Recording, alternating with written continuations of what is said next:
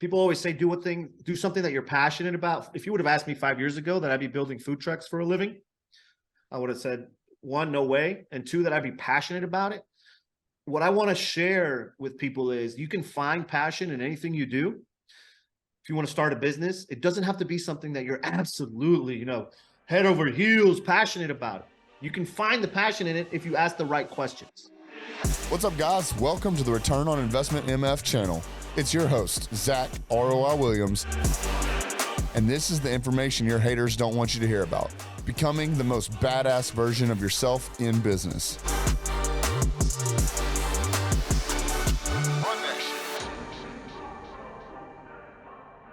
What's going on, everybody? It's Zack ROI Williams back with another episode of Return on Investment MF channel. And today I got Patrick Bolanos with us. Super excited to bring him to the channel, to my network. And I really am excited for him to pour into you guys. And this dude's got an amazing story. I've had the honor of knowing him through Apex, which you're going to hear a little bit more about here later on, as well as actually hearing him speak in Phoenix. It's just been really, really incredible to get to know this guy, see where he's come from, see where he's going, and see who he's helping along the way. So this dude is the food truck king. If you do not know who he is, I highly encourage you to check him out. But without further ado, my man, Patrick Bolanos, the food truck king, tell him who you are, what you do, brother. Yo, Zack, man, thank you for that, brother. That's awesome. That's an awesome intro, brother. Appreciate you having me on, man. This is I'm really excited to share this podcast with you, bro. It's awesome, man. Thank you so much. Well, so the first thing I want to kind of jump into, and I don't necessarily want this to be a pitch for Apex. My channel, a majority of them are Apex, I would assume, but they've heard me speak about Apex quite a bit. But that's just the inevitable. It's going to come out that this is Apex who we're speaking of. But I wanted to kind of bring to you based on your journey, because your journey is different than a majority of ours, correct? Your journey is definitely different than mine. But I would like to hear from you and your experience, what being involved in networking groups has done for you, what that's taught you about yourself, what it's taught you about being a man, what that's taught you about being a business owner, whatever that case is.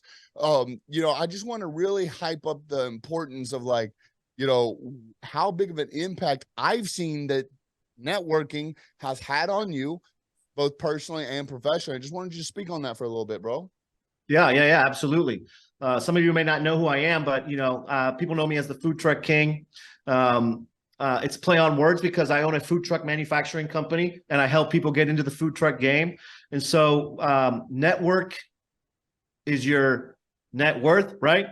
We hear that often. People might think it's cliche, but it's absolutely true. Who you get around is going to help you level up in life. And so through the journey that I've been on over the past 4 or 5 years, I'm a first-time business owner 5 years ago. I don't know what I don't know. I used to be very resentful of people that were successful. I was a 9-to-5 guy, and I was working this 9-to-5 every single day.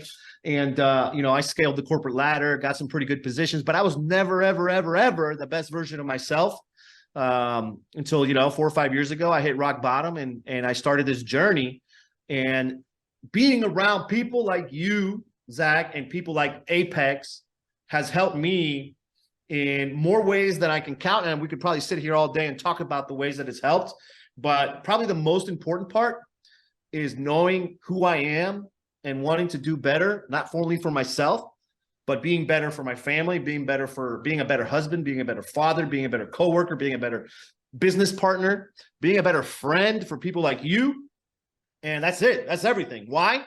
Because when we get around people like ourselves, we help each other level up. And then without expecting anything in return, I want to help you grow. I want to help you get your business to the next level. And eventually, the universe pays us back. So it's everything, bro. Yeah, 100%. And it's funny that you made that comment on that phrase about your network is your net worth, because I actually coined a phrase. I took it a step further. In fact, it was when we shared that stage in Phoenix, and it came out, and I was like, oh my God, I'm adopting this forever. But it was like, you're right. It does sound cliche that your network is your net worth, but people like you and I who are in these networks, we can see it. The proof is in the pudding.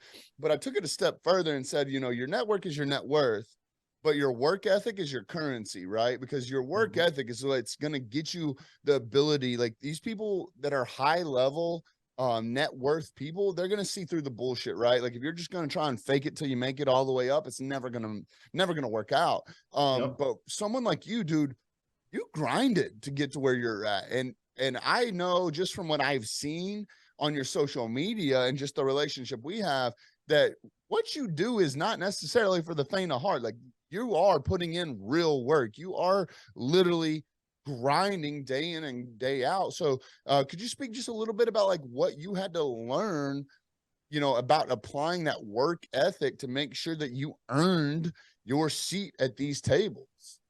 Yeah, man. Yeah. For example, we pay to be in the rooms that we're in, and the rooms, the more expensive that they are, the higher level that they are. But in order to get to be able to pay to be in these rooms, you have to have built something, right? You can't just show up and go in there from one day to the next. So it's been a grind for me. In 2018, I started at the lowest level in Apex in Entourage, and I slowly I've implemented, put in the work, the shit that they teach us to scale and to build my machine.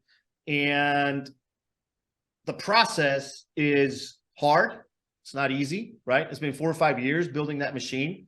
I own a manufacturing company. I didn't know a goddamn thing about manufacturing anything when I first started this business. And that's why my business partner, he's been in this thing for 10 years. So I built something with him in which we work together. I have no idea how to put together a screw into a fucking box. Right. So I get around people that know what they do. And then being around people in Apex and learning how to scale a business. I'm a business owner now. I have responsibilities, right? I used to just work for myself, just show up at a job and make other people money. Now we employ more than 60 people who have, that's 60 families right there. When we started, it was only 5 of us, and now we're at 60. We have 2 facilities. And so it's not easy. It might look like, from one day to the next, Patrick built this manufacturing facility. If somebody just came into my life and walked through that door and be like, oh, this guy has it all, right? But they, behind the scenes, they didn't know the grind that we had to put in, the paychecks that I didn't have, that I couldn't pay myself, so we could pay our payroll, how we could pay our people first, pay myself last. Or the time where I remember, let me tell you this story. We were down to like our last $5,000, bro. This was 2019.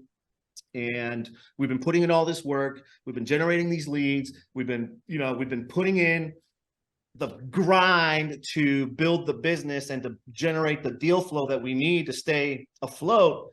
And we're down to like our last $5,000. Our payroll is $7,500 that week. I'm like, shit, we're out of money, bro. We're out of money. I didn't have any cash in my bank account. I had credit cards. I couldn't put it on cash advance because there was only like $800 at the time. And then one day, that same fucking day, a client walks in with a $45,000 check for them to build a trailer or a truck with us. Wow. And that's when I knew, there's something here, right? One, God is always watching us and watching me, watching my family. And so I was I'm very faithful in that end that, shit happens for a reason. And we were able to get by that week. And then all of a sudden our deal flow just started kicking in. From one day to the next, it just started kicking in week after week. That's incredible, bro. It's funny that you say that because I actually just got back from a trip where I had the honor of riding on the jet next to Pastor Keith Craft. Nice. And then also Josh Craft. I actually was sitting in between them. Funny story. I'm a really bad flyer, and I started like freaking out. Pastor Keith was like, "Look, bro, you're in between 2 really big dudes. So if anything happens, you're going to be okay." And, for those of y'all who don't know them, they're both like 6'6", 6'7". They're like solid muscle, bull muscle. I mean, they're big old dudes. But anyways, I was sitting next to him and I was asking him, about this path of, trusting God financially, but not also utilizing that as like just a dummy's way out, right? Like, because myself included in business ownership, I've ended up at the end of the barrel, bottom of the barrel many, many times, wondering like, holy crap, what am I going to do? And then all of a sudden, God does provide and comes through. And, every time I face one of those situations, it's always because like I'm going all in on myself. I'm going all in on my business. I'm going all in on my employees. It's because I have faith and trust in myself, my team, and the mission that we're on, you know, but also coming out of that, as we now have, you know, profitable businesses and we have matured, you know, in our business ownership, you know, journey, it's like, what, you know, every time we make it past one of those steps, it's like, all right, we're never going through that again. Like, I am not going to put myself, my team, my family through that stress ever again. Oh my gosh. And so it's like learning these painful but very, very instrumental lessons in business Yep. ownership. So, you know, for everyone that's out there listening, like, you know, you might be going through something like this right this second and being like, dude, I don't know how I'm going to make payroll. I don't know how I'm going to do this. I don't know how I'm going to put food on the table for my family. And I want to let you know that it's, you know, this isn't an excuse to replicate the situation, but learn from this so that you don't ever have to end up in that situation again. And, you know, now is that time where your back's against the wall. It's up to you to put in the work and make it come to fruition. So it's really cool that you brought that up. And it's probably a good segue into, you know, this next section, which is talking about you being the food truck king. Like, you know, obviously you just said that someone came in with $45,000, gave it to them for a full build.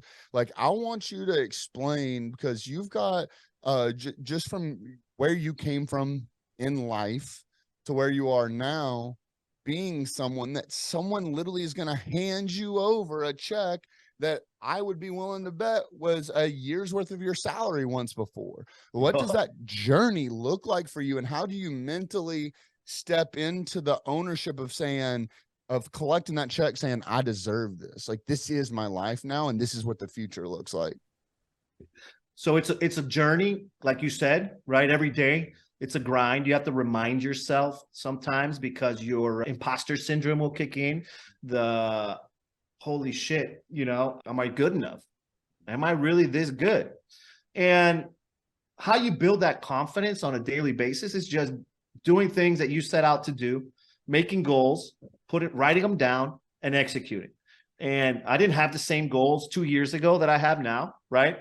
I have to remind myself that we're on a mission to help families, because the grind of running a business can get you down. The force of average, like Ryan, our mentor, says, can pull you back to where you were if you let it. So just today, I'm back on, you know, over the weekend, I was having a conversation with my wife, and she was telling me, you know, there's something off.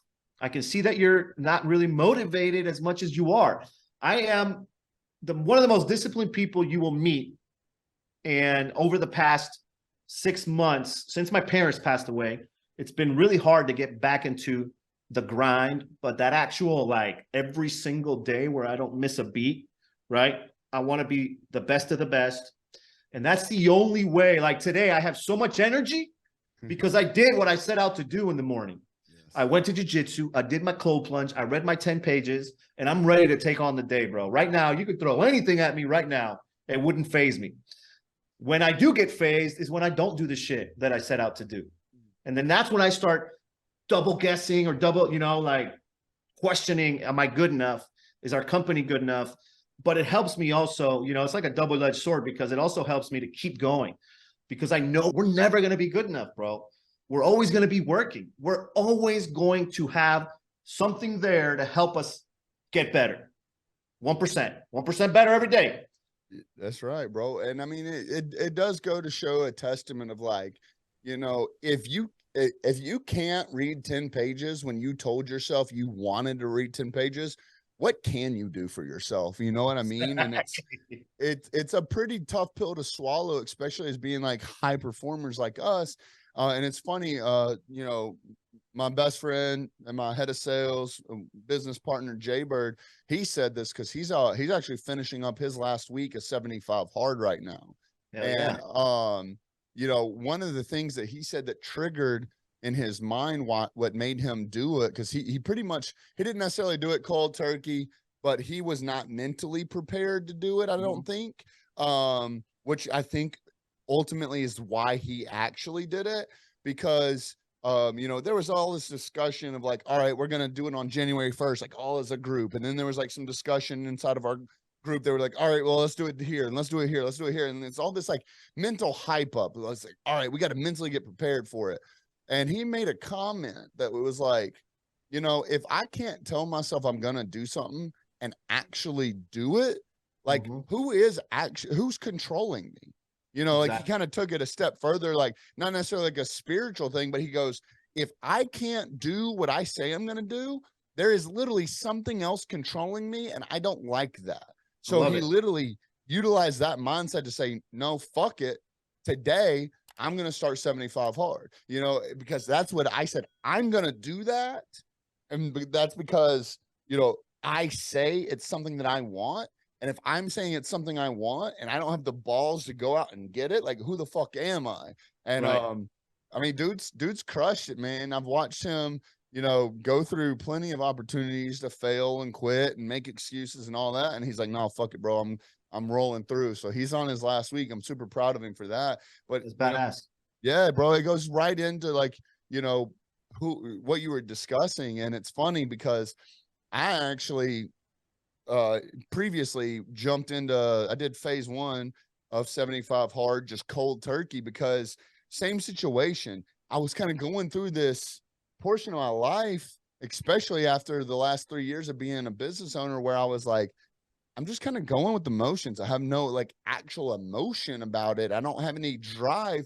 And I was like thinking back on like, when was I the best me? When was I the best business owner? When was my relationships with my family the best? When was my relationships with my co-owner or my co-owners and my co-workers and my not co-workers, my employees the best? And I was like, it's during 75 hard, when I was mentally the most tough, when I was mentally the most dialed in, when I was doing the shit that I said I was going to do, when I was regimented, when I was dialed in, all that. So I said, fuck it, bro. Cold turkey, phase 1, jumped right into it. And then boom, guess what? There we go again. It was just crazy to me. You cleared the mechanism. Dude, it's insane. You cleared the mechanism. Because what I've found is when you're not doing the things you set out to do, there's too much, you allow too much noise to get into your head. But when you are doing and you're executing every day, there's no room for fucking noise. Right. There's only room for the shit you want. So yeah. No, 100%, man. I love that. I love that. Well, so man, like, let's just go ahead. I want to talk about, not necessarily a shameless plug into your podcast, because I know the podcast is a big portion of it, but it's more so like what it stands for. Yes, sir. Working for a dream every day, because, you've got a powerful story, and you've come a long way, especially like, due to, your ethnicity and all this. And like, you really do have to work harder, in my opinion, than other people to prove that like you deserve this. I'm not saying that's right. I'm just saying that's a fact that I'm sure you've had to face multiple times. People might judge you on your last name. They might judge you on the fact that, everything that you've had to work past. So like, you and your podcast and everything that you stand for, working for a dream every day, that's a dream that you built. That's a dream that you deserve more than anyone else, because you earned it. Like, so like, I want to shout out your podcast, and I want to shout out and give people all the avenues to speak to you, to learn from you, to get educated by you. Or, obviously not everyone's going to be attracted to me. If they're more attracted to you, I'd love for them to, listen to you. But like, where did that passion come from, working for a dream every day? How did you come up with that? And what does that actually mean to you? So I believe firmly that everybody's working on a dream, and it's a never-ending pursuit. And so as part of building our machine, I built a podcast. I started a podcast, one, because I want to share the message of people doing amazing shit. You're going to be on my show, I think, at the end of this week or possibly the beginning of next week.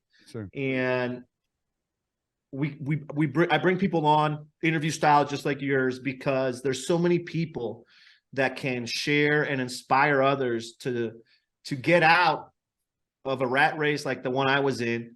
I pushed myself to get out of Nicaragua. I'm originally from Nicaragua, and I had to work to get out. Like, I come from a middle income family from Nicaragua, where my grandmother on my dad's side's American. So I had certain privileges other people didn't, right? I had access to move to the United States. Right. But I needed to get here first. And when I got here, I walked on the Lindenwood University soccer team. They gave me a scholarship. And then I would work, I would work weekdays at either the mall or a call center and go to school at the same time. Worked roofing jobs, like actually putting the roof, installing roofs while I was going to school. And so all that work ethic, I got it from my parents and my family, because in Nicaragua during the Civil War, we had everything taken from us, man. My family had to start from zero. The dictators there at the time decided that all private enterprises were now the government's, and they took everything. And so my family started from zero. They went, they had something to nothing. And then I saw my dad struggle in the 1980s as a pizza delivery guy, trying to support his family, but he never ended the day-to-day grind to support our family. This guy, my dad had an MBA from the top schools in Central America, and he couldn't get a job in the United States in the 1980s. So he delivered pizzas for a living. And that didn't stop him from, we lived in a ghetto in Dallas. I remember a mattress that we had no longer used for, and we threw it away. And there were people fighting for the mattress at the garbage. Like, these images still live in my mind, and they've helped me understand that I don't want to be at the level where I have to fight other people at the garbage can for a fucking mattress, Yeah. And working for a dream for me is every single day working on a dream, not only for myself, but to help others live that dream out as well. And I also have a baseball academy, which this is where it ties together. When I was growing up, I was a huge baseball guy. Baseball was like my passion. Back in 2017, I started asking myself, when were you the happiest, Pat? When were you the happiest? And I could always go back to playing baseball when I was 12 years old. I would say, damn, so I got to do something with baseball. I got to do something with baseball. While I love what I do, I love helping people get food trucks. Every single person that walks through our door dreams of being their own business owner, right? I love doing that. But then this is fueling the passion that I have through baseball. As you can see in people that are watching, I don't know if you do video, but there's a map right behind me. It's a map of Nicaragua made out of used baseballs that I won at an auction. And Working for a Dream is a baseball academy where we help underprivileged kids sign with Major League Baseball teams.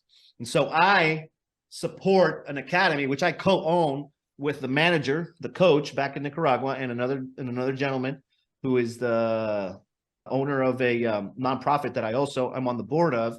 And it's all centered around helping people. And never forget, like, Nicaragua is so poor, bro. It is so poor. They forget their dreams.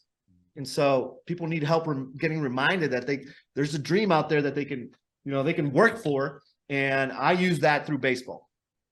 That's awesome, man. Yeah. And that's, I didn't know how much of, your background you wanted to share. That's kind of why I left it open-ended, but I do want to hit on that. Nicaragua, I've been there before, and it is poor, right? So it is definitely, the United States is the land of opportunity, right? Compared to many other places.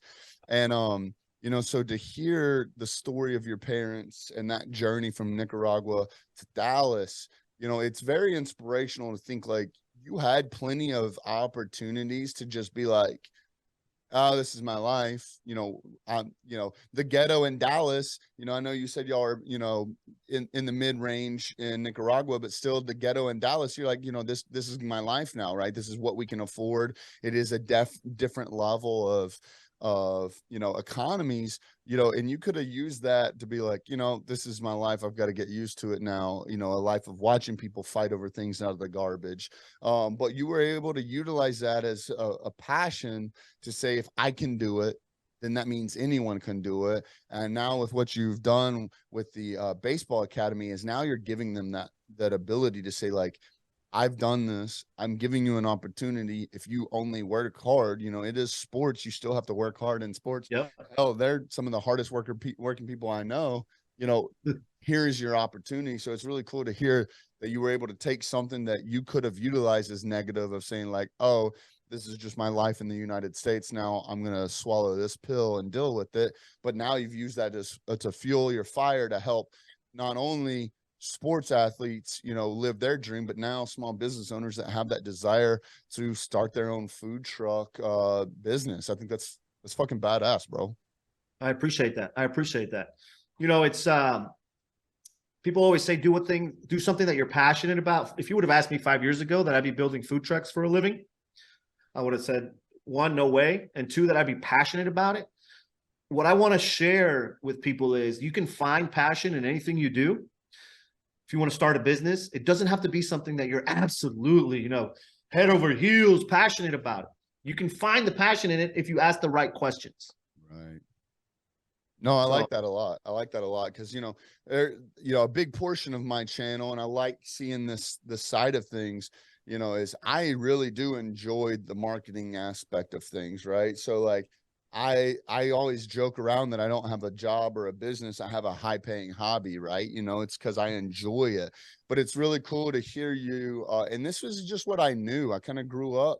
You know, I've got 16 years of experience in marketing. I just kind of got thrown into it and learned to love it, you know, and I am so far removed from when I got thrown into it. Maybe I didn't love it at the time, you know, and I guarantee you, I'll be the first to admit that I never saw myself doing this. You know, when I was coming through as a senior in high school, I was going through a junior policeman's academy. I thought I was going to be a career cop. You know what I mean? Now look at me. So, I like that point, you know, that, you know, you find the passion, and for you, it might not have necessarily been riveting two pieces of metal together on a truck bed. It's the fact that you are helping people achieve their dreams, their life. Because to some people, being a food truck owner is their dream. Correct. And now you just happen to have that vehicle, literally, to get them there. Exactly. You know, how easy is it to sell somebody when they're dreaming about what you do, or what that you do, right? It's like fact. Literally drop. Yeah, it's the easiest way, you know, because we help them achieve their dreams, bro. That's the way. And that's what I tell our sales team. We're dream builders. You know, you don't have to worry about closing every single deal. Just ask the right questions, and the client will lead you to where they want you to take them. So. Yeah. That's it.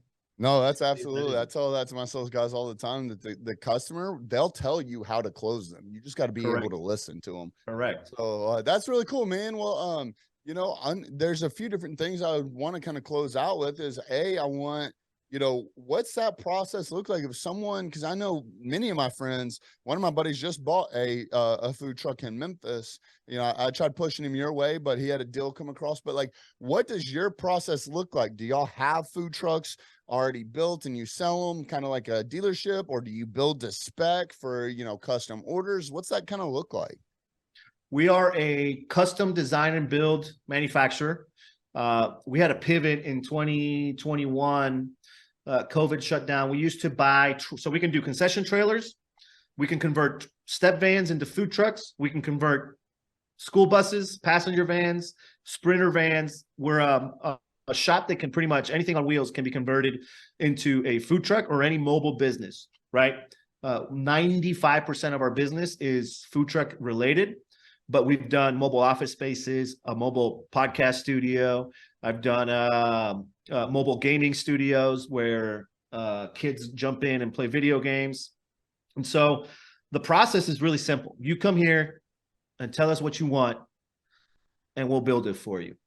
And if it's food related, we got the knowledge to make sure that it passes inspection. That's one of the most important parts. If you need help with funding, we'll help you with funding. If you need help building your credit, we'll plug you to the right people to build your credit. If you need help in any part of the process, we'll help you get to where you want to go. And we'll not only that, we'll give you every single piece of information that you need to take it to whoever you want to build your project.